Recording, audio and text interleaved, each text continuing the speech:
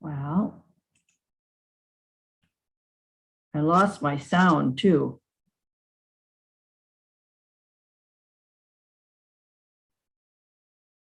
Yes, we can, Donna. You're good. You can see my screen?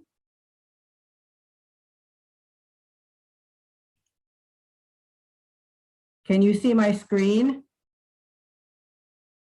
We can see your screen and we can hear you too. Donna, you're good. Okay. All right. We're ready to go. Sorry, I had some trouble getting the link.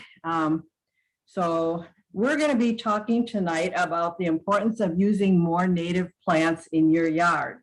And this has become a big topic. We have coming up in, I think it's June, is National Pollinator Month. And I just got some other information yesterday about what's called No Mow May, and we're going to talk a little bit about that briefly at the end. I might include more about that if we do a session on lawn care, but that's something that we could maybe talk about too. We're going to define first what is a native plant, and that's a plant that was growing here naturally on its own before European settlement. So you think of the time before Christopher Columbus and all of those people set foot on the continent of North America back in the prior to the 1700s, whatever plants were growing here at that time, those are the ones that we call native now. And of course, when people came here, they brought with them the plants that they were familiar with from Europe and Asia and Africa and all those different places. So we have a lot of different plants that grow here also, but those are not considered to be native plants. Okay, a native plant is something that has evolved in a certain region over many years. And we're talking like thousands of years. To be thoroughly acclimated to the climate, soil type, and nutrients, the water and rainfall, and they've adjusted to live with the other organisms in that region.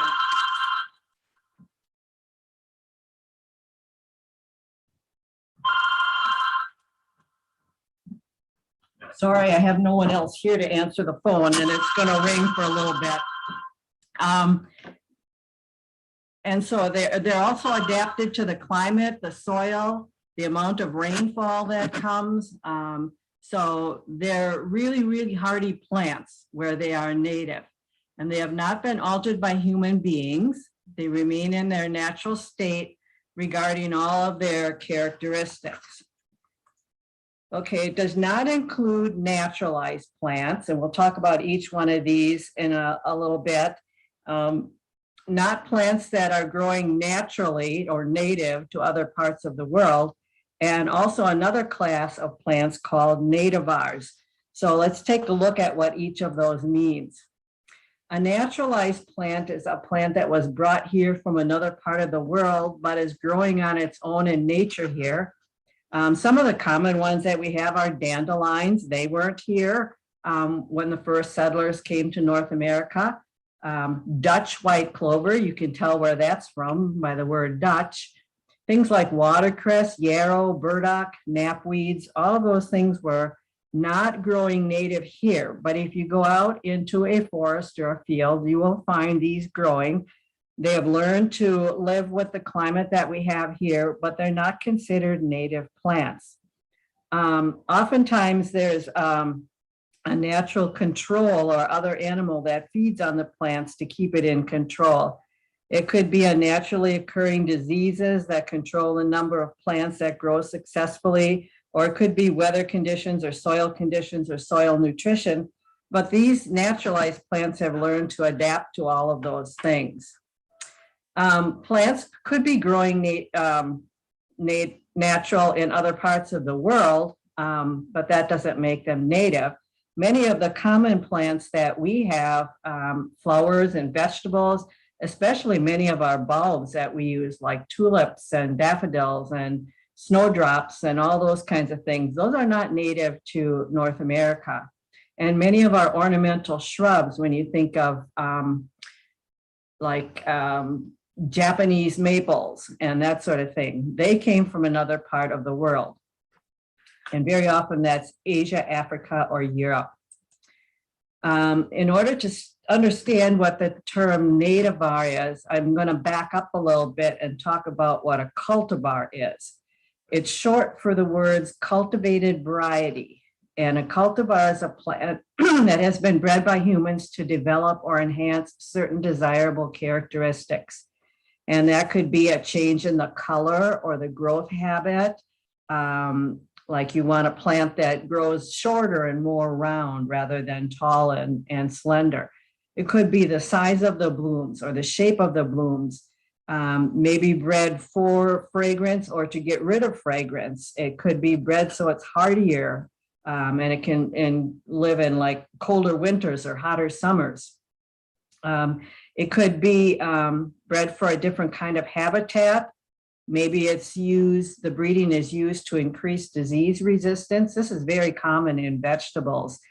We don't want our squashes to get powdery mildew, so they've been breeding squashes that are more resistant to that. Or some of the tomato diseases, for example, they make the plants more resistant. It could be to increase fruit production. The first native apples were very small, hard, and sour, which is very much unlike most of the varieties we have now, or just an increase maybe in the flavor of something. Sometimes a cultivar is developed from what we call a sport, which means a branch or part of the plant develops some different characteristic. Many of our variegated plants started out as a sport, a branch or something on that plant had variegation in the leaves. So that's cut off the plant and it's rooted and propagated until you get a whole bunch of those plants that show that same color. And that's why sometimes variegated things revert back to like an all green state because they go back to what they were before. And so nativars then are a combination of the words native and cultivar. A nativar is a native plant that has been bred by humans to meet the changes in its characteristics. And again, it could be a new color, growth habit, bloom size or shape, fragrance, hardiness, disease resistance, all those kinds of things. These plants, once they are able to be grown from seed, again, they are then sold as a new cultivar of the native plant. And we have many cultivars of native plants. Coneflowers, we're going to take a look at in a minute, have thousands of cultivars. And some of them are good and some of them aren't. So we'll talk a little bit about why that's good and why it's not. A cultivar is different from a variety. A cultivar is changed by breeding. A variety occurs naturally in nature. And we have a variety of coneflowers. Many of them are either in the family of pinks or yellows, but we have a couple dozen of native different kinds of coneflowers. Those are varieties. They're native. They haven't been changed by breeding or anything like that. And I'm going to encourage you to use the varieties or the native plants over the cultivars, mainly for the benefits that it does for pollinators and other wildlife. This is a picture that I told you about later. These two in the middle here, this pink one and the yellow one down here, these are both varieties of coneflowers. They occur that way in nature. All of the rest of the coneflowers you see on this page are what we call nativars or cultivars of the native coneflowers that you see in the middle. You can see that they've been changed by the shape. Some of these are called pom-pom or double coneflowers. They've changed the color. We've got orange and white and red and green. This one down here in the lower right-hand corner is a really unusual change. It really looks like it doesn't have any petals at all.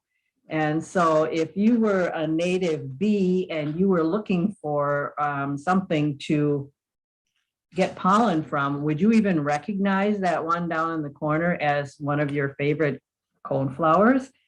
So, and I don't know what that one produces for pollen.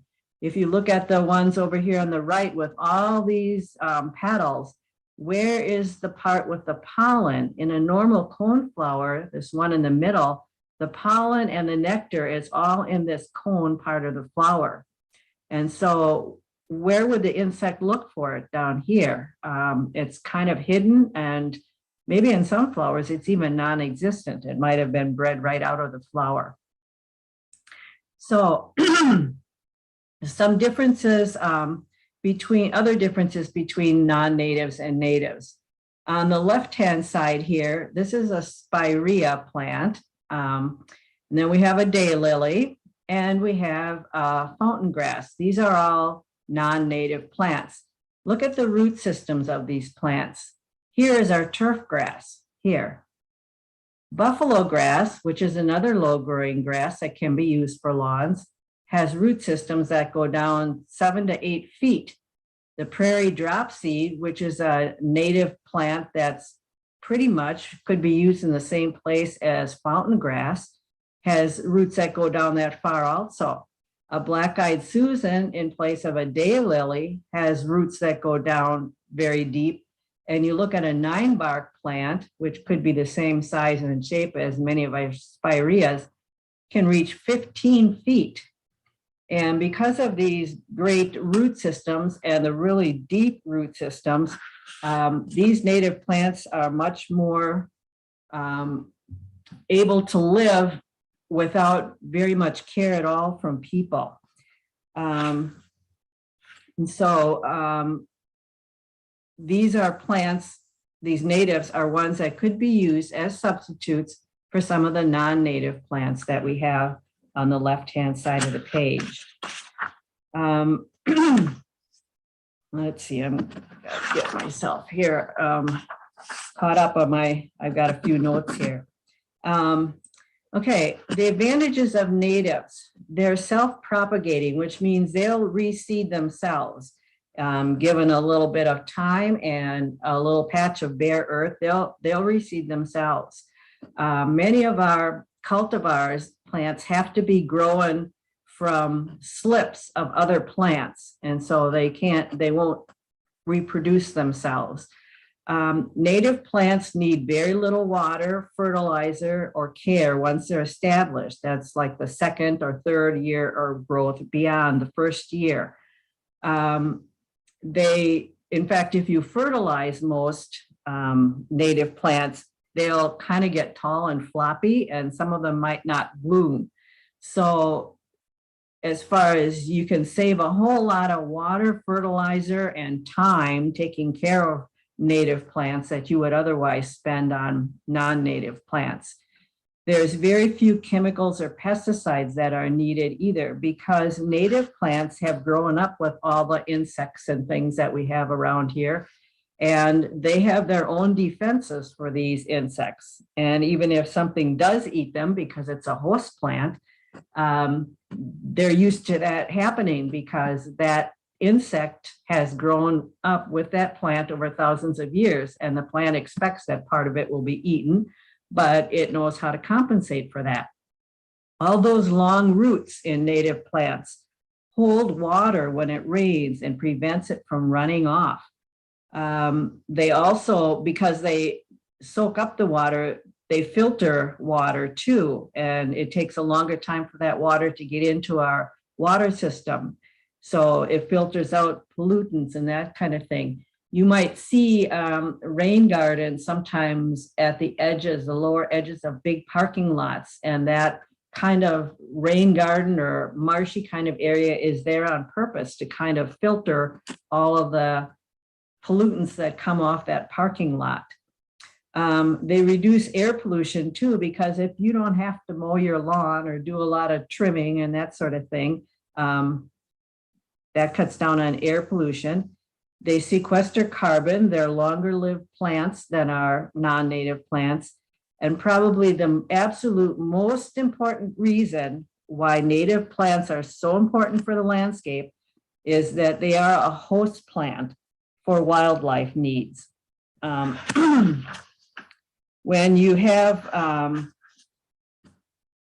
insect that's native to Wisconsin, let's say, and that insect has grown up with plants that grow in Wisconsin, it chooses certain plants as host plants. Those are the plants it lays its eggs on, and those are the plants that the larvae eat until they turn into the adult form of the insect. And so if that plant, that native plant, is not present in our environment, where is that insect going to lay its eggs for the next generation? We can also often have non-native plants that provide pollen and nectar for the adults of the insect world, but the host plants are needed to establish that next generation. Cultivars and many nativars have to be maintained, unlike native plants. They need more watering, especially the entirely non-native plants, the ones that aren't even nativars, that we have. You're always out there weeding and mulching and all that kinds of stuff. The threat also with non-native plants is that they can become invasive. They move here and they don't have any natural enemies, so they kind of take over. And we've seen that happen with emerald ash borers, Japanese beetles, you name it. There's a whole host of non-native insects and plants. When you think of things like buckthorn, garlic mustard, these are all plants that we're fighting now to keep out of our natural areas because they don't do any good for any of our natural insects and other animals. And most importantly, the non-natives do not meet the needs for a host plant for many of our native insects. Some other ones I've just looked here: burning bush and Japanese barberry. These are two non-native plants that have become invasive. We're finding that they, the birds and stuff, carry seeds into our natural areas and they grow there. And Japanese barberry in particular is a real attractor for wood ticks. So if you don't want wood ticks, you want to control if there's any Japanese barberry near where you live. Japanese knotweed, loosestrife, purple loosestrife is another one that's invaded many of our marsh areas, and it's very, very, very difficult to control. So let's talk a little bit about a host plant. It's a plant that an insect lays its eggs on, and the larvae eat the leaves of the plant while they grow. Most insects have one or just a handful of plants that they use as hosts. For example, this black swallowtail, it feeds on plants that are in the dill family. So dill, golden Alexander, that's a native, fennel, parsley, rue, that's a native.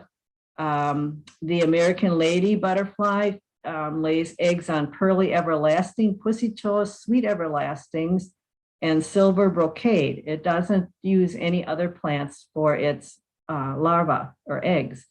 Red admiral butterflies have a little bit bigger amount of families that, or things that it will lay its larvae on. And isn't that a pretty little guy right there? Some of these butterflies have the ugliest plant, the ugliest larva. You would never guess that. The monarch is a good example. Most people are familiar with that. The butterflies can nectar on a wide variety of flowers. You see them on lots of different flowers in our gardens. But their larvae can only survive by eating milkweed leaves. and they are one of the few insects that can stand to eat the milky sap of the milkweed plant. It's toxic to most other insect larvae, and so the milkweed has learned to adapt, and that's its plant where it puts its eggs. So if you think about it now, where do you see milkweed growing in the wild these days? It used to be that you would see it like on roadsides and sometimes on field edges. You might see it growing in barnyards, that sort of thing. But it's very almost rare these days to see it growing in the wild anywhere. A lot of our roadsides are mowed or they're sprayed. Farmers put chemicals on their fields now so that they can not have to cultivate so often. It keeps the weeds down.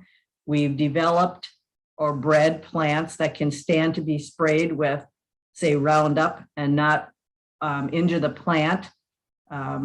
And that's usually done by GMO, which is another whole topic we could get into sometime. But the monarch butterfly, we know it's in decline, and a large part of it is because there are very, very few native milkweeds compared to what there used to be, say, 30, 50, or 100 years ago. Native plants also preserve biodiversity, and that means the number and variety of living things in a specific region.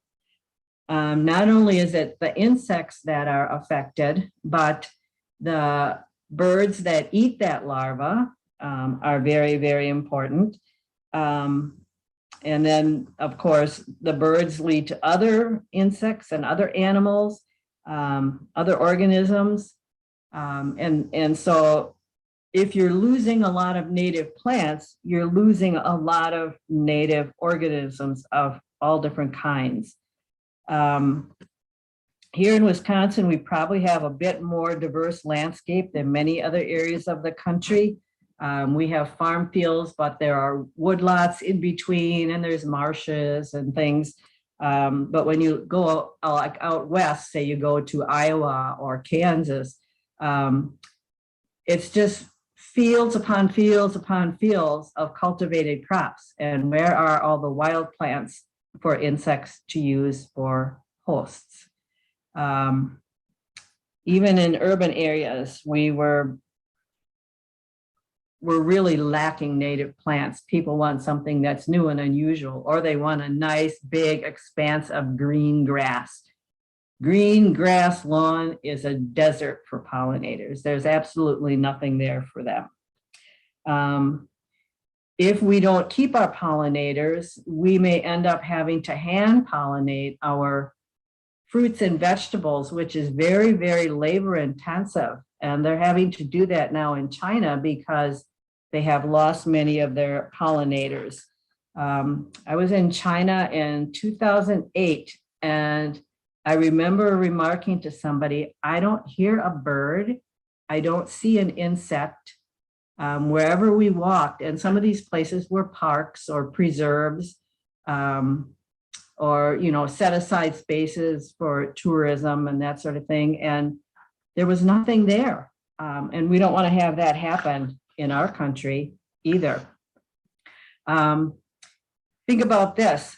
A pair of small songbirds like chickadees need 7,000 to 9,000 larvae or insects to feed to its babies in the course of one nesting session.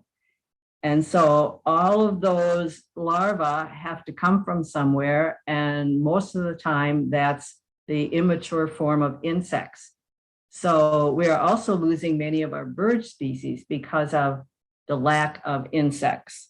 So it's not just the pollinators themselves that are going away, it's also the things that depend on the pollinators. A little bit about, we'll talk a little bit later about some things you can do to get rid of some lawn things, but these are some statistics from redesigning the American lawn. A lawnmower pollutes as much in 1 hour as does driving an automobile for 350 miles. We have a lot of pollution control devices on automobiles, but literally none on lawnmowers. 30 to 60% of urban fresh water is used for watering lawns, depending on the city you live in and what part of the country you live in. 5 billion, over 5 billion is spent on fossil fuel derived fertilizers for US lawns. 67 million pounds of synthetic pesticides are used on US lawns. Now, this was back in 1993 already. There's 60 to 70,000 severe accidents resulting from lawnmowers. That may have gone down because they've done some safety features on some lawnmowers, but on the other hand, we use bigger and more powerful machines now too. 580 million gallons of gasoline are used for lawnmowers. 25 billion is spent on the lawn care industry total. 700 million is spent on pesticides for US lawns. And there's 20 million acres are planted in residential lawns. This was in 1993. So you know how urban sprawl has continued to grow since then, and you know, people opting for bigger lots and all that sort of thing. That's probably gone way up by now. And powered mowers contribute to noise pollution and hearing loss. Everybody's out there riding their mower with their earmuffs on. So, and besides all the pollution. So what can you do about it? Okay, as an individual landowner, to help the pollinators, birds, and wildlife, and to protect and improve the environment, I'll give you one guess. Plant native. I want to back up here a minute. I added this slide later. This is kind of the typical homeowner situation. A big green lawn with a house in the middle of it. To me, it's not very aesthetically pleasing when you compare it to someone who's planted just a nice flower bed or a row of flowers here. Flowers along a sidewalk near the house. This person has gone all out and turned their whole lawn into a flower bed. Okay, that would be really nice if everybody did that, but of course we can't expect everybody to do that. But I think the other three pictures here have much better curb appeal, and we know that nice landscaping does increase the value of a home. So how do you start? This sounds like a big, big project. There's a movement started by a man named Doug Tallamy called the Homegrown National Park Project. And in 2005, when he thought of this idea, we had 84 million acres in national parks. We had 40 million acres of lawns in America at the same time. Think about how many more acres of lawn we have added since then. And what if everyone cut their lawn size in half and planted native plants? We could effectively add 20 million more acres of natural land for wildlife. We could have a homegrown 20-acre national park spread across our country. So think of native species that could benefit, and pollinators wouldn't have to travel blocks or even miles to find plants that they can use. So how do you start? Start small. Take a walk around your yard. Where could you add one or two maybe native plants? Where could you change an existing plant for a native? Maybe something that's really not doing that well. Something that maybe only has one bloom season of color and then it's kind of a dud for the rest of the year. Maybe it's a plant that you have to spend a whole lot of time on to keep it pruned or to keep it propped up or to keep it deadheaded or to keep it mulched and fertilized and watered. So could you plant a native plant maybe in place of that, one with a similar shape and size and that blended into your landscape? Do you want to make any changes in your landscape to better accommodate your needs? Do you want to have like a hedge or something that will sort of provide a little bit of privacy from a neighbor's yard, or maybe something growing around your deck so that it provides a little bit of privacy, or maybe just have something growing around your deck that's really pretty to look at when you're out there? Could you change something that you do now, or maybe you don't even do now, for something that that's a native plant? Would you like to see more birds and butterflies in your yard? Native plants will bring them in by the tens of thousands over the course of the summer. And are there problem areas where nothing seems to grow well? I know I have a place in my yard where the sump pump empties and it's really pretty wet most of the year. But in nature, there's a plant for every single situation, because Mother Nature grows plants from the jungles to the deserts to the Arctic. So somewhere there is a plant out there, a native plant, that will fit almost any growing condition that you have in your yard. In fact, there's probably a handful that you could choose from of any particular situation that you need to find a plant for. So when you go to assess your landscape, there's a couple things you need to do. Just like any other landscaping project, you need to take a look at what is the light level where you want to place this new plant. Is it sun? Is it shade? Sun is pretty easy to define. That's like 6 or more hours of sunshine during the day. Shade is a little bit harder to describe. You could have light or heavy shade. For example, you might have a tree that's pretty open canopy, so you kind of get dappled or filtered light all day. Or it could be heavy shade. You could have a tree with a really thick canopy that literally no sun comes through that canopy at all for the whole day. You could also have all day or part day shade too. Sometimes we have on the east or west side of a building, we have shade during half of the day and we have sunshine during the other half. So that's called part shade. And if you have sunshine for 4 hours a day, that would be a part shade site. And then take a look at what is your soil type where you live. I currently live in an area with pretty heavy clay. Not too far away from me, though, is an area where the people have sandy soil. And so plants have been adapted to growing in different kinds of soil too. So you want to choose a plant that's going to be successful in the kind of soil that you have. If you have loam, which is kind of an in-between one, not as heavy as clay and not as light as sand, you're one of those lucky people that have the ideal soil for growing most plants. What is the topography area of your lot? Do you have high spots and low spots, or is it pretty flat? Do you live in a low area where all the neighbors' yards seem to drain into yours? Or are you up on top of a hill where there's a lot of wind? So you might want to think about those kinds of things. Look at the plants that you're growing now. Are they all pretty healthy? And are there some areas where plants don't grow well?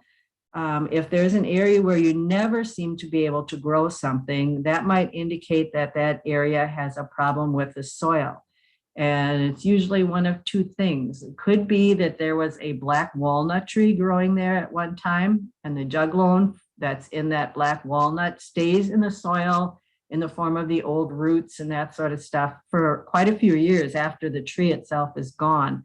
It could also be that there was something else at that site before you moved in there and you used it as a garden. It could also be that the soil is in that particular area is not very good, and a soil test might be in order to find out why plants just don't grow there.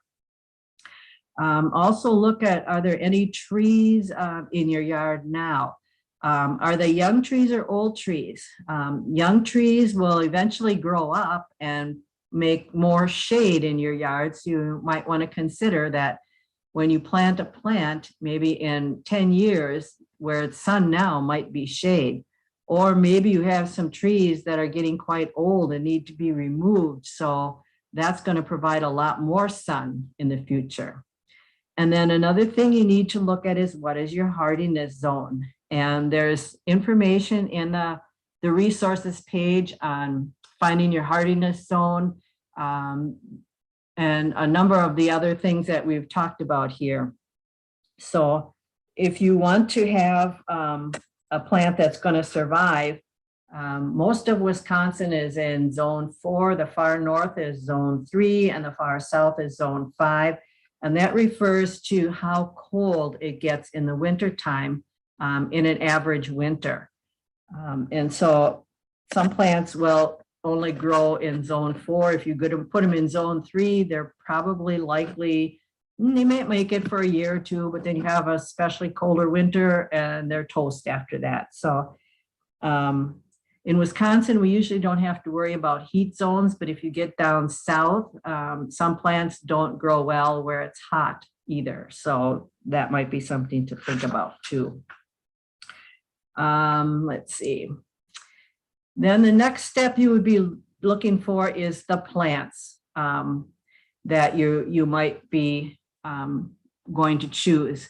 And some of the things I will tell you, buy from a source that propagates their plants from seed, not one that goes out and digs wild plants and then grows them for a year or two and sells them to the public. Go to a place that specializes in local native plants. I gave you the name on the resource list of a couple of places in or near Wisconsin that deal with native plants to Wisconsin, Minnesota. So you want to be as local as you can rather than ordering something from, let's say, North Dakota, because their native plants didn't grow up in the same way that our native plants did. Their climate and things are different. You also want to make sure that the nursery avoids the use of neonicotinoids and other chemicals as much as possible. Neonicotinoids are insect killing chemicals, but the thing that happens is the plant takes it up through its roots. It's called a systemic pesticide, and it goes through all of the plant parts. And so when bees do the honey or do the pollen and the nectar from a plant that's been sprayed with a neonic, they get that pesticide, and that's what's causing some of our bees to die off. So never dig native plants from the wild. They're having a hard enough time finding their way there and surviving out there.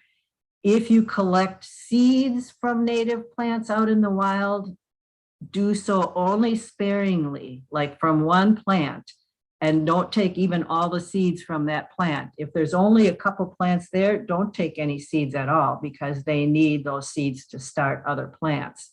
You also are going to need permission from a landowner to collect seeds.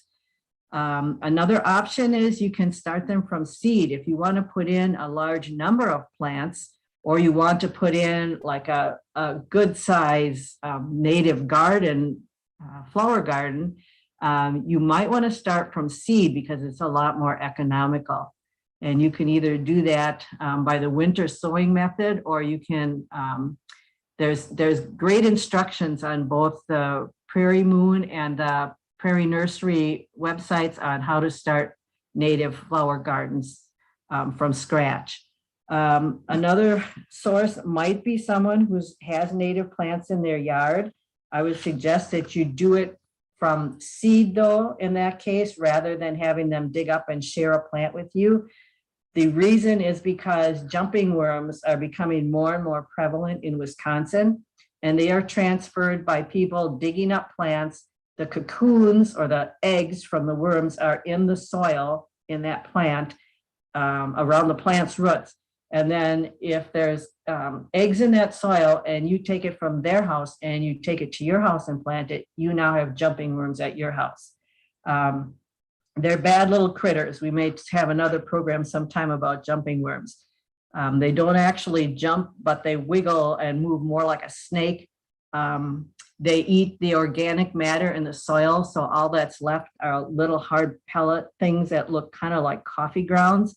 That soil doesn't hold water or nutrients anymore, and it's just a disaster for plants trying to grow in there. So those are some things that you might want to think about when you're getting plants or seeds for native plants. I don't know if I can move this. I don't know if I can shrink this or what. Anyway, this is just how to distinguish between a native plant and a nativar. When you go into, and you're not going to find native plants in most garden centers. A few may have some native plants, but by far you're going to be finding mostly nativars, and those are those cultivars of the native plants. A native plant will have only 2 words in its name. For example, coneflower is Echinacea purpura, and Echinacea is the genus name, and it's always capitalized, and it's a Latin name usually, so it's going to sound kind of foreign. And the second word is the species name, and that's usually in Latin too. Purpura means purple in Latin, and it's not capitalized. So if you're looking for a true purple coneflower, you would be looking for a tag that says Echinacea purpura.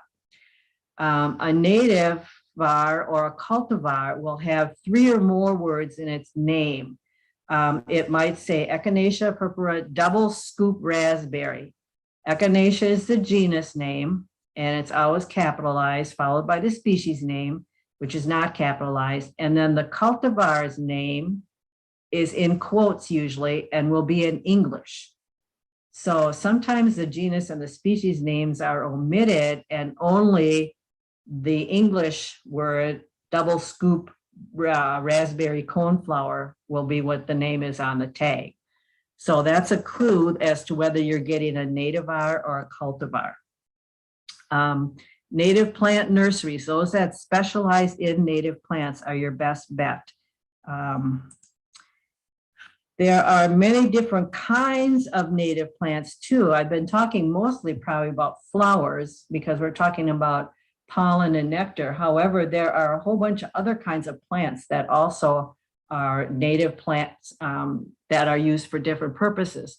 We call the ones that flower forbs usually, but we also have native grasses of all different kinds, short ones, tall ones, you know, wide ones, narrow ones, ones that grow where it's wet, one that grow where it's dry. I mean, you name it. Some grow in the shade, some grow in the sun.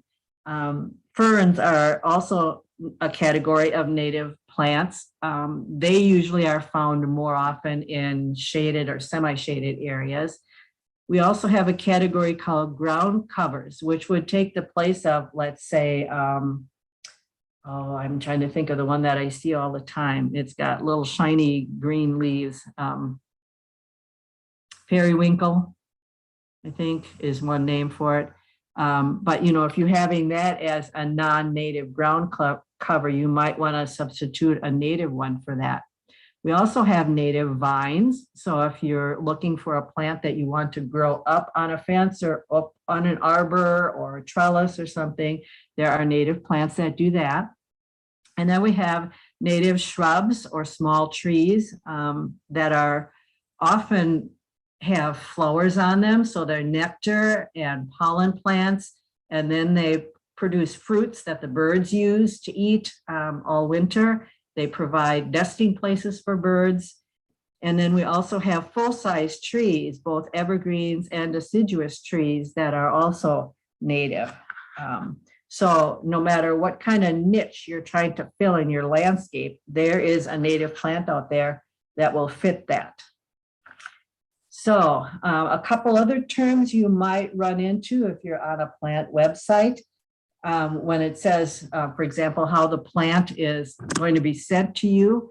It could be sent potted, which means it comes in a pot or a container. It's got soil in that container.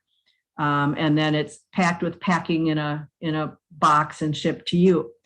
You could also have something called a bare root plant. And in that case, the whole plant is lifted out of the ground and the roots are cleaned off and they are packed like in wet sawdust. And then that sawdust is wrapped in plastic and the plant is sent that way. So there's no dirt on the roots of the plants.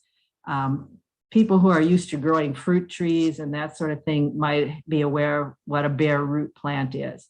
But some native plants are sent that way too, because it's the best method for sending them. Ball and burlap usually refers to trees, and that's a case where the whole root ball is wrapped in a burlap fabric, and it usually has some kind of a wire cage to hold it all together. When you plant those ball and burlap kinds of plants, you need to take that wire cage off, and you need to also either cut or remove most of the burlap. You could get a plant as a rhizome, which means it's kind of a elongated, fleshy root, like a sweet potato kind of thing, except most of them are much, much smaller on the native plants, but some can be also pretty good size. A fibrous root means it's coming bare root, but it's there's probably more dirt on it, and that plant has a lot more roots, like a whole ball of roots, as opposed to a rhizome, which just might be that bare, thickened piece of underground stem. And then you can also get seeds from many nurseries too for starting native plants. I want to leave this program now for a little bit and go and look at some of these sites, just so you're kind of aware a little bit of what you might be looking for. So let's go to, this is Prairie Moon Nursery site. And you can see they have native plants. Most often they will tell you a lot of things about growing plants that you, let's see. Okay, there we go, the Learning Center. Right, and Donna, do you want to answer a couple questions quick? Sure. All right. The first one was, do you have a recommendation for a bush for a tree line once you remove buckthorn that deer do not like? She says, I've tried a Navatar cultivar 9 bark and the deer love them. Yeah. Also, any thoughts on using creeping thyme as a replacement for a lawn? Yeah, we're going to talk about that in a minute. So she's a little bit ahead of me there. All right, and there is another one that says, do you know if the bee lawn, and that's in quotation marks, that was developed at the University of Minnesota consists of native grasses and clover? Yes, we're going to talk about that too a little bit. So just hold on. Okay? Sounds great. Okay. So you can see here how to grow a prairie from seed, and it gives you lots of instructions, how to attract birds and butterflies, pros and cons of fall or spring seeding. So there's lots of different things there to learn. Now, if you're going to be looking for plants, let's bring this up. You can see they offer bare root plants, 3-packs, single species trays, so you can get a tray of 40 of something. Hey, Donna, the website is not showing up on our side. Let's see, how about this?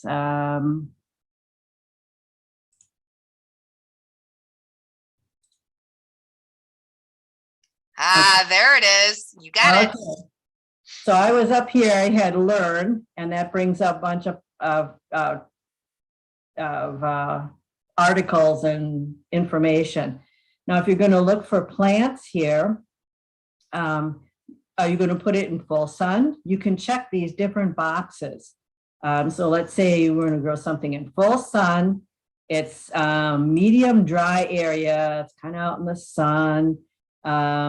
You want it, I don't know if it makes any bloom time, it makes any difference. Want to be zone 4. And we want it to be deer resistant.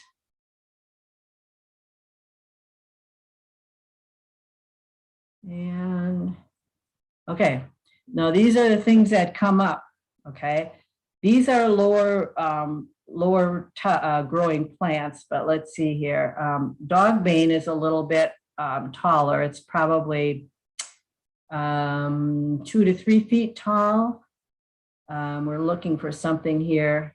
You could use some tall grasses.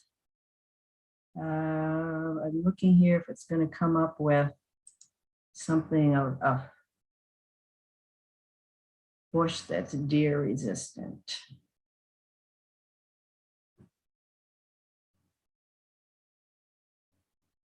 Not something on here. We can try the other website though.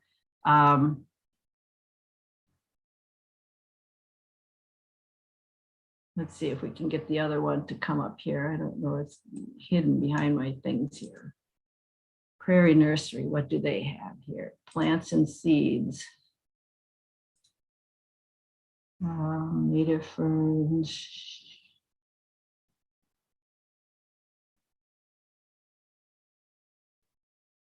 Shrubs. Okay.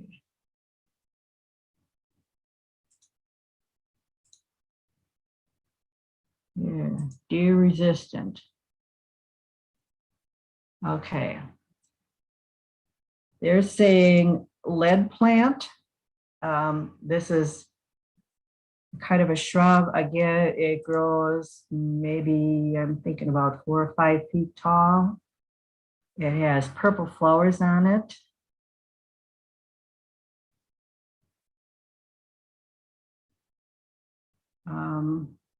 Oh, 2 to 3 feet, sorry. Purple blooms in June and July. It attracts butterflies, pollinators. It's a host plant. It's deer resistant. You got to remember that deer resistant, if the deer are hungry enough, they'll eat anything. But generally things that say deer resistant will not be their favorite fruit or thing. New Jersey tea is another bush type thing that's about that tall. Shrubby St. John's wort, Carolina rose, purple flowered raspberry. Those are the 6 that they have that they say are shrubs that are deer resistant. Okay, so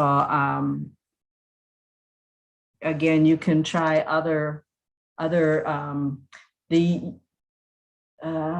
don't know if it's extension or the DNR also has lists of deer resistant plants. So Google like DNR or go on their website and say deer resistant plants. That will also give you some suggestions.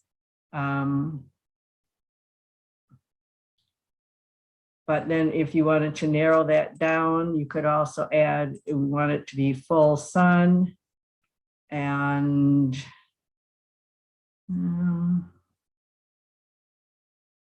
native range. Well, you can choose if you wanted something to be native to Wisconsin. See if that eliminates any of them here.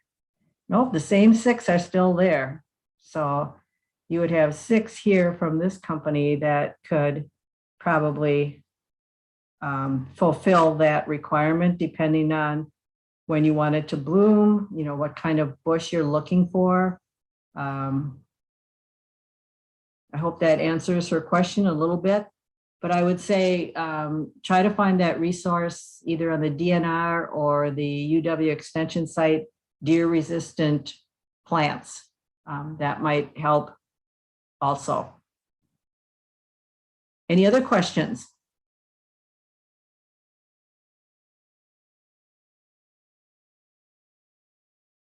let's say we wanted something that would grow in the shade. Get rid of that one. And you got shade and you got clay. Nope, I still don't have, get rid of the full sun here.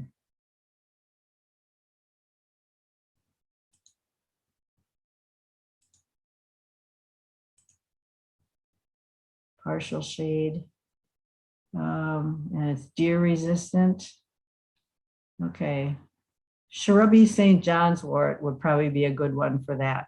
But you kind of get the idea that you can go on here and select different categories depending on what you want to plant and where you want to plant it in your yard. Now, like I say, there's tons of different things that you can do. I'm going to go back to my PowerPoint here. I probably have to new share again.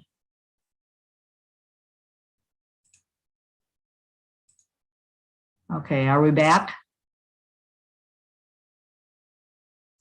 Yep, we just see your presentation. Okay, so you go on a website and narrow your plant search by a category or what you're looking for, and then use those filters like sun, shade, soil type, soil moisture, that sort of thing.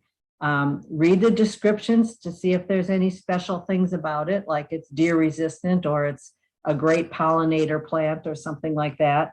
And then select the ones best suited to your site based on the conditions you have there. And if you're trying to attract maybe a certain kind of wildlife or certain kind of butterflies, or let's say something like that. I also gave you a list on there, I think, of host plants for different kinds of butterflies and insects. So those resources are really pretty good. Take some time to look at them if you're, seriously going to be looking at it, at doing some native planting. When you're going to plant the plants, prepare the soil by amending it. If you got a soil test and it said you needed something, add that in, mix it in with the soil. You don't really have to add a whole lot of compost or anything like that. It makes the soil too rich and you're going to run the risk of your plants going to get tall and floppy and fall over. Native plants are used to just, you plop them in there, as long as they've got the right sun and moisture, they're usually pretty good. You need to dig a relatively wide hole, but not too deep. The tendency is to plant things a lot of times too deep. Most of the plant nurseries, they're pretty good about sending you information as to how deep the plant should be planted. Like you want the top of the crown to be just under the soil surface or just at the soil surface. You want the hole pretty wide so that you can spread out the roots and get them growing out. You don't want them growing in a little ball right where you put the plant. Place the crown at the right soil level, spread the roots out, backfill with the same soil that you took out of the hole. Don't bring in something new or better or add potting soil or something else to it, just the native soil. But do leave a shallow kind of depression or dish so that when you water, the water stays close to the plant and doesn't run away. Firm the soil down so you make good contact with the roots and get rid of the air pockets. Water it well. If the soil sinks, add some more. And then 1 to 2 inches of mulch is all you need, and it doesn't have to be a lot. And it's kind of important the first year to have a little mulch there, because then you keep the weeds back and you don't have to be constantly weeding. And it also keeps the moisture in the soil for that plant for at least the first year. After you've gone the first year, or during the first year, you need about 1 inch of water per week, whether that comes as rain or you water the plants, but about 1 inch total. It's important to keep them watered the first year. It's going to be a little bit more work the first year, but probably not any more work than you already do for non-native plants, because you're watering them all the time anyway. keep it mulched not too close to the stem. You don't want to pile the mulch against the stem because that could encourage rot on the stem. So leave it an inch or two or inch or so, 1 to 2 inches away from the stem. So you have kind of a circle, little circle of bare soil there. Weed as needed. Most native plants, you want to leave the whole plant, the stems and everything, stand over the winter. I know some people are really like, I got to get out there in the fall, I got to cut everything back. So it's like just plain bare. You don't want to do that with native plants. They're used to, Mother Nature doesn't go out there and clip everything off in the fall. Those dead stems and stuff collects snow over the winter, and that makes snow pile around the plant, and that insulates the plant over the winter. Many native insects use the stems of those plants as a place to overwinter. So if you cut them all up and send them to the landfill, all your insects went to the landfill, and you don't have any left in your yard. The best time to cut them back is in late spring, just before the new growth starts. Many native plants are kind of slow to get going too. They're cautious about, coming out too early in spring because they know what can happen. So, just wait until those plants, you start to see very, very tiny little green something growing down there. Then it's time to cut them back. Oops. I said I would talk a little bit about bee lawns. There's a reference on the handout, information at the UW or U of Minnesota website. It's usually a combination of fine fescues, which is a type of grass. The leaves are much finer and softer than Kentucky bluegrass. The fine fescues need a lot less fertilizer and water than Kentucky bluegrass. So that's a good, native kind of thing. And there's about 6 different kinds of fescues, depending on whether it's mostly in the sun or the shade and that kind of stuff. And then the other thing that goes into a bee lawn is usually Dutch white clover, which is something that unfortunately people have been trying to kill and get out of their lawns for years. A plant called self-heal that has tiny purple flowers, and creeping thyme. And that combination, none of that grows very tall. The fescues don't grow as fast as Kentucky bluegrass either, because you don't water them and fertilize them as much.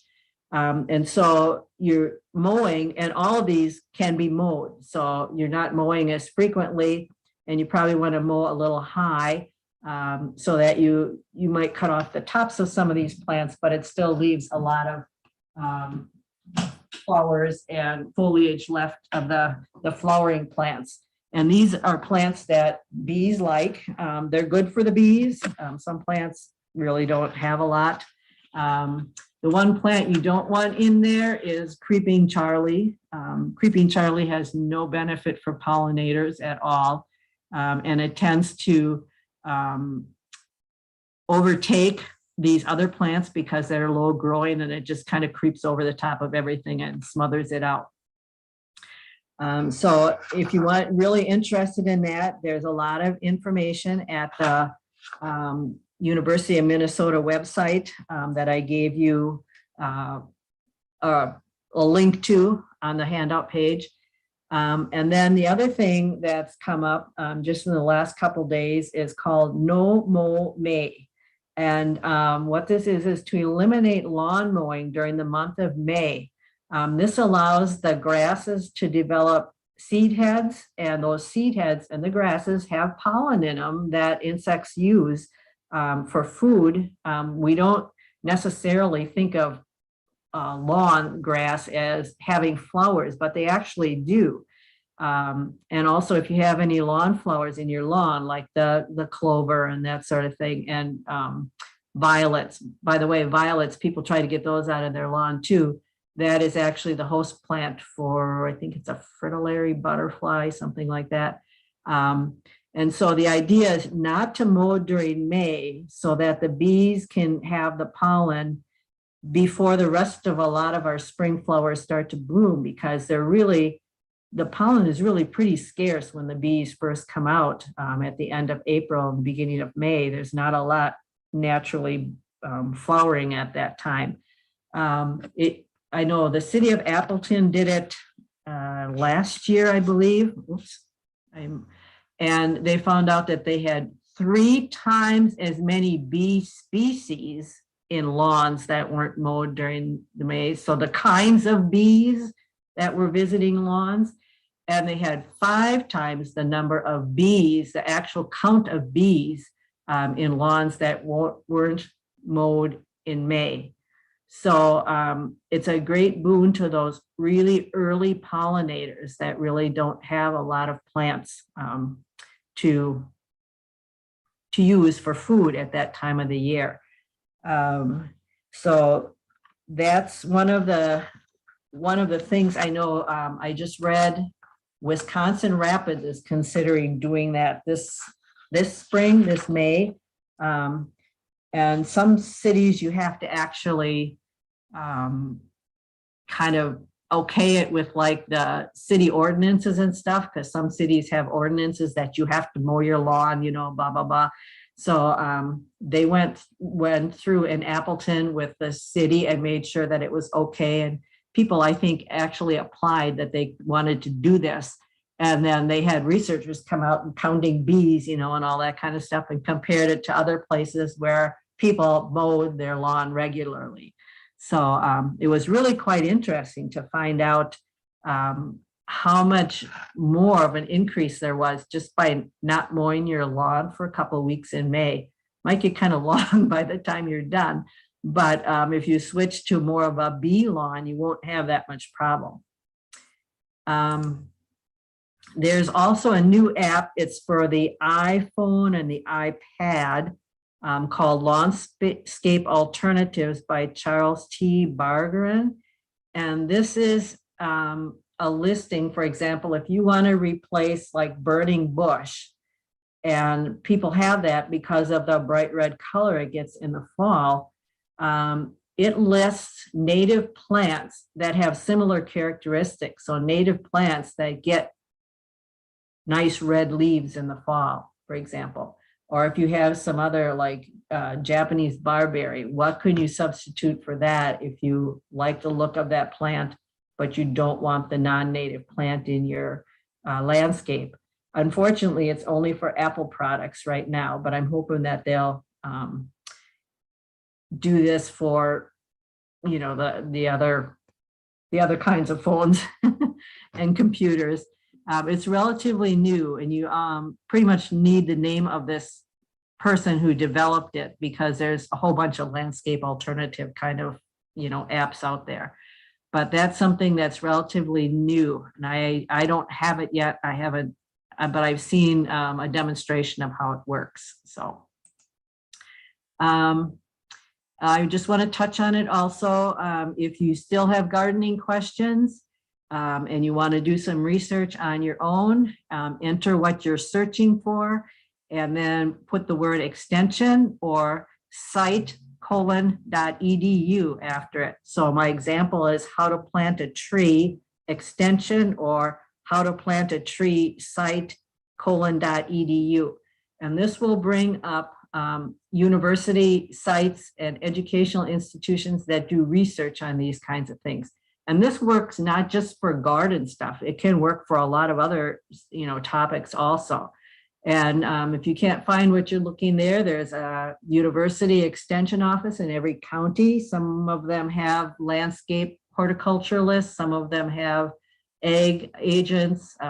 But if they can't help you, they know somebody who can. So, and then we also have a whole bunch of specialists down at Madison that they can go to if they don't know the question.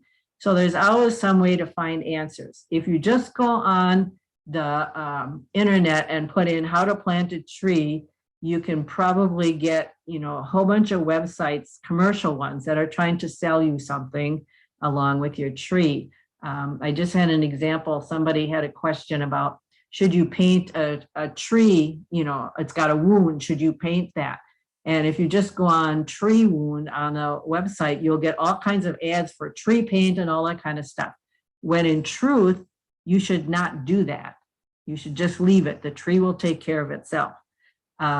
So this is why I encourage you to use research-based sites, because a lot of the other ones are, they just want to sell you something. So I want to thank everybody for joining us tonight. We went a little bit over an hour, but and I also want to know, do you have any suggestions for future presentations? You can put that in the I don't know which one she told you to do. It's a chat or the Q&A, but anyway, you're welcome to do that.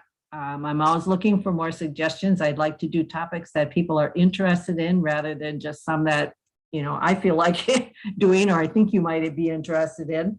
So with that, I will ask, are there any more questions?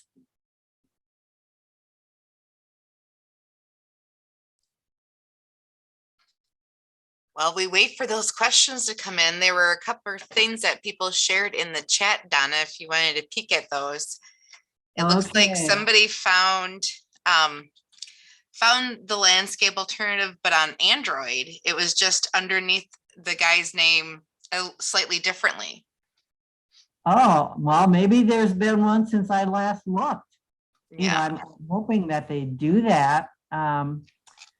Let's see, I want to kind of share I cannot see the website. Okay, yeah.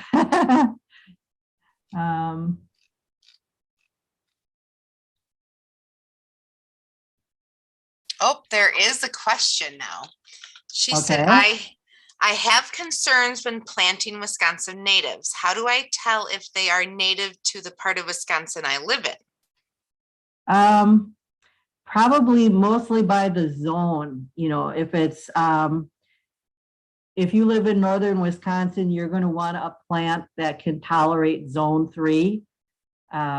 And she's right, some of them only grow in the southern part, and those would probably be zone 4 or 5 plants. But on those websites, it also tells you what zones the plants will grow in.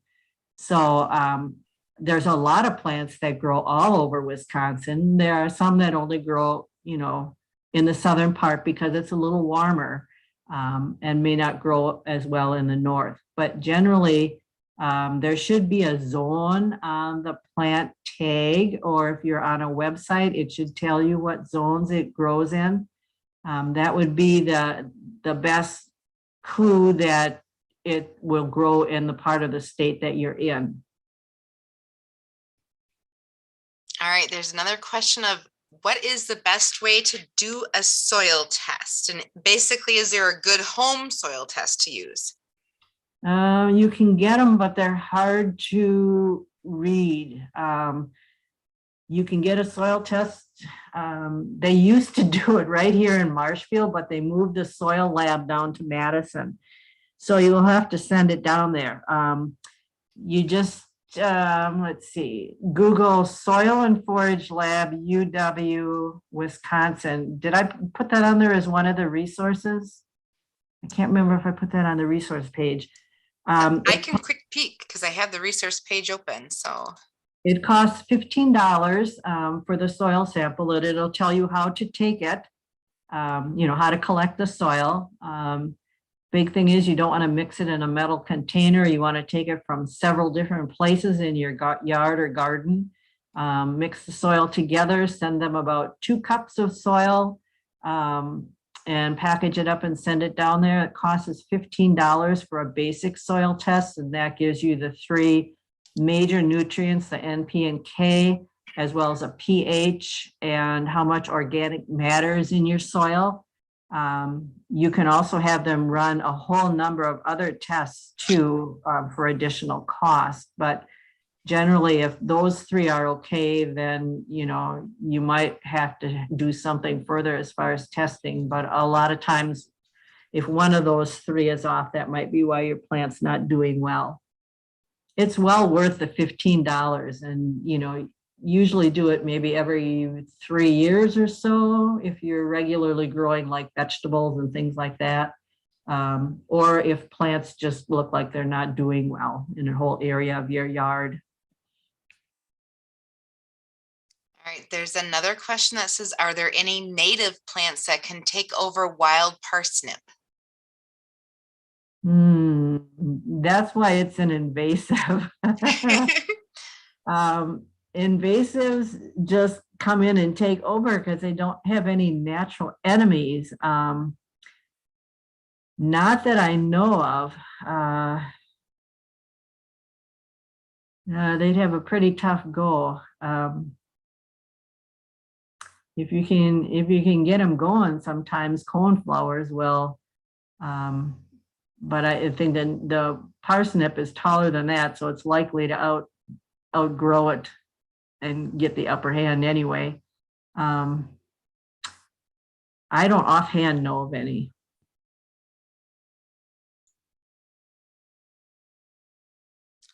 All right, there's another question that says, thoughts on getting rid of creeping Charlie? I pull it up and it keeps coming. Yeah, if you leave just a little bit of it there, it's going to keep coming. Let's see, I'm trying to remember which of the chemicals you have to use. There's a particular one. You usually, if you get lawn weed killer, it's a combination of 2 or 3 chemicals. Let me see once here if I can. I'm going to stop sharing and go back to, we'll do like we should.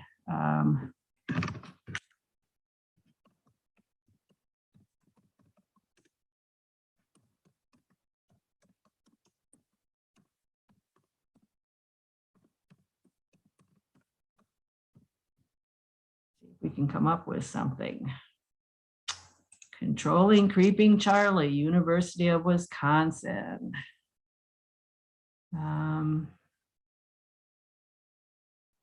Okay, the best choice for homeowners is a weed container containing dicamba or tricloper. So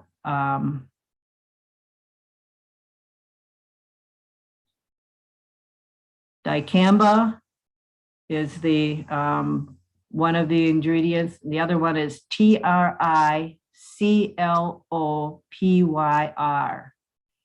The best time to treat creeping Charlie is when it's blooming in the spring, but the absolute really best time is right after the first frost in the fall, because then it takes it down into the roots, and that's more effective than just trying to kill the top part of it in the spring.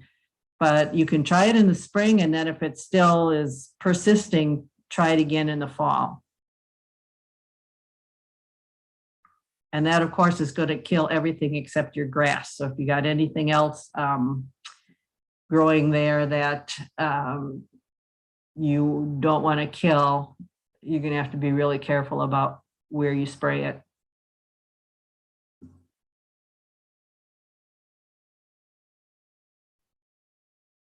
Anything else? Is there anything that can replace creeping Charlie? Lawn.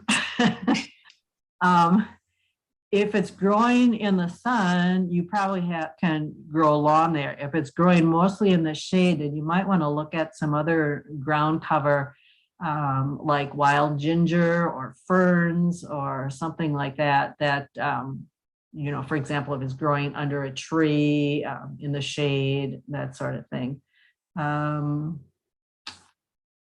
Yeah, it kind of depends where it's growing and what the conditions are for growing there, whether it's sun or shade.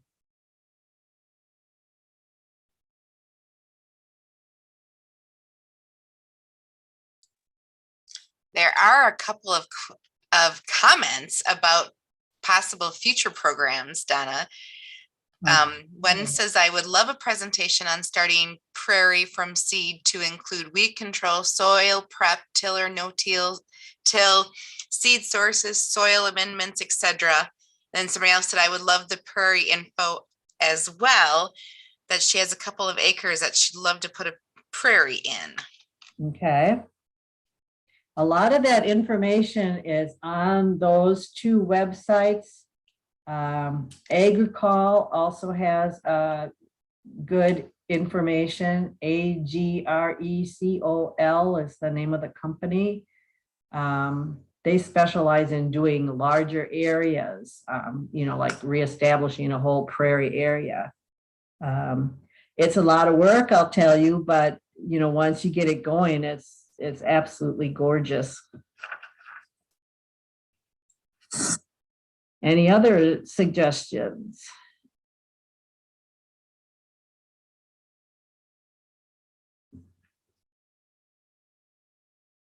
I think I said, well, next month we're doing basic planting stuff, whether you're putting out transplants or planting from seed, just some really basic gardening advice to get your gardens off to a good start. And I think in May, did I say I was going to do something with lawns in May? Yes, I think so. Okay. We can maybe talk some more about those bee lawns and stuff then in May. Yeah. Oh, somebody asked, what was the name of the website again that you mentioned about prairies? Agricol, that one. Agrecol. I don't know if I put that one on the list. I'm not sure. You know what? And I'm going to share that it's a Google Drive folder. There's links to all the things that Donna mentioned today, except for the soil prep or the soil test. I looked and it wasn't on there. But like handouts and really neat, interesting things that she shared in there that I uploaded to that. So that's a Google Drive folder from the library's Google account so that everybody can just share and freely view anything that's in there.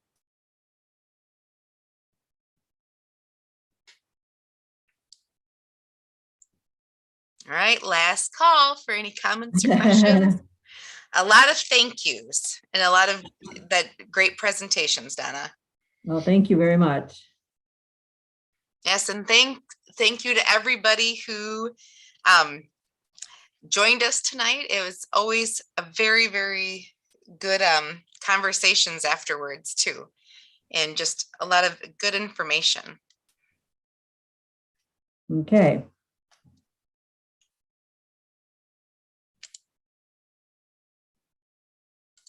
All right, going once, going twice. I think we're done, Donna. Thank you so much, Donna. Okay. I'll be clapping at home. Can you hear us all? Thanks again for always doing this for us, and thanks to the Wood County Master Gardeners for always doing these really informative and important programs for us. Thank you. Okay. Glad to do it. Good.